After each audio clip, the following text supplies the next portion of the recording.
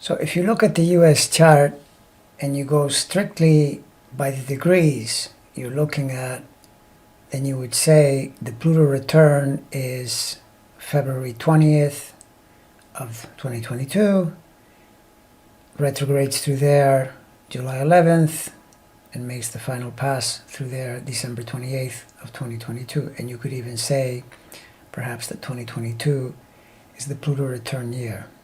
However, to my understanding, this is actually not a good way to assess a return, and you could also say it's not a good way to do astrology, period.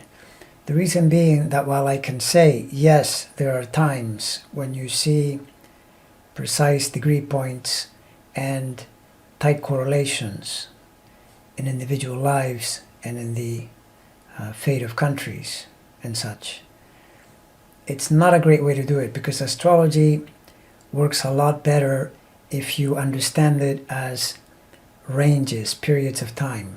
In other words, you want to assess degrees that are leading up to that degree and degrees after the exact point. There's also the matter of precession, which in an individual person's life extends transits about a degree by the time they reach the age of 72, and so it would be half a degree at age 36 and so on. But in the case of a country that is almost 250 years old, you're talking about several degrees, meaning if you add that to the 2733 of the position in July of 1776, you're into the very beginning of Aquarius.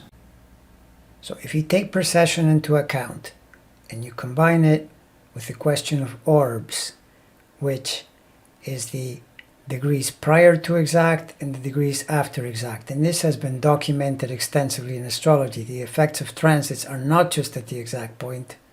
They can begin before and they can continue after for a certain period of time. I would say that the US Pluto return is roughly between the 26th degree of Capricorn and the early degrees of Aquarius, meaning we're already in it.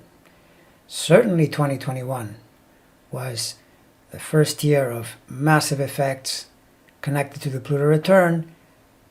We saw an insurrection, and we saw the GOP reaction to that insurrection, meaning they seemed to be happy to cooperate with some kind of attempt to totally change what has been the case for 2.5 centuries and turn it into a dictatorship or some kind of fascist regime. The question is it going to succeed? I say no, it is not going to succeed. And astrologically, a very good case can be made why it's not going to succeed. So please stay tuned, because that's the case I'm going to make over the next 2 or 3 videos.